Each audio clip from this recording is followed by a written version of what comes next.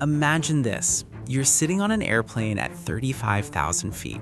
The flight attendant hands you your meal, you open the tray, it looks normal. Pasta, bread, dessert. But then you take a bite, and something feels off. The food tastes bland. Not terrible, just strangely dull. And it's not just you. Millions of passengers around the world say the same thing. Airplane food tastes different. But here's the strange part. The problem usually isn't the food. Something else is happening. Something that actually changes how your brain experiences taste. Most people assume airplane food tastes bad because of airline catering. Cheap ingredients, mass-produced meals, reheated food, and yes, sometimes that's part of the story. But even when airlines serve high-quality meals, passengers still notice the same thing. Food tastes weaker, less flavorful, less exciting. So researchers started asking a question. What exactly happens to our senses inside an airplane? And the answer begins with something you probably didn't expect: air pressure. At cruising altitude, airplanes fly around 35,000 feet above the ground. Inside the cabin, the air pressure is lower than what we experience on the ground. Not dangerously low, but different enough to affect your body. And here's where things get interesting. Studies have shown that in airplane cabins, our ability to taste sweet and salty foods drops by around 30%. 30%! That means foods literally taste weaker than they normally would. But why does that happen? Because taste is closely connected to something else: your sense of smell. And airplane cabins do something strange to that too. Airplane cabins are extremely dry. Humidity inside the cabin can drop below 20%. For comparison, most homes sit around 40 to 60% humidity. That dry air dries out the inside of your nose, and when your nose becomes dry, your sense of smell becomes weaker.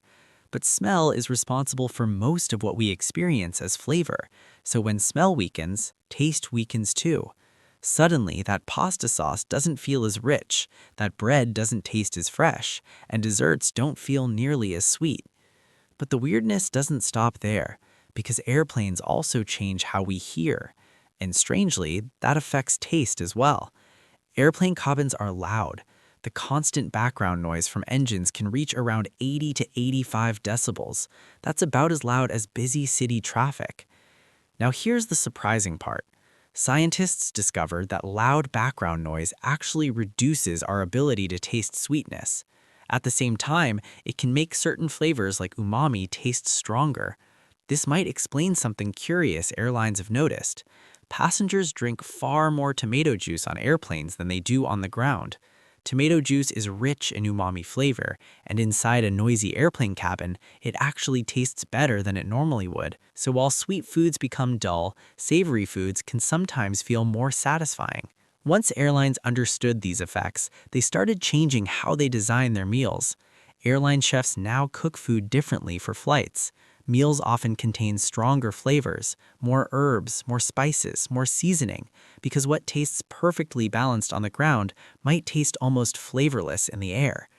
Some airlines even test their menus in simulated airplane cabins to see how the food tastes under real flight conditions, all just to compensate for the strange environment inside the aircraft.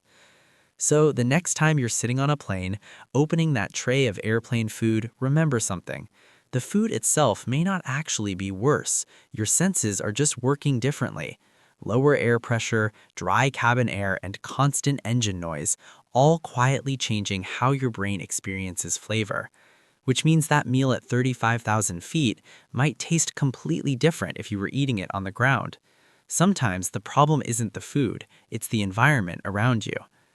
If you enjoyed learning this, give the video a like, share it with someone who always complains about airplane food, and subscribe for more surprising explanations behind everyday things.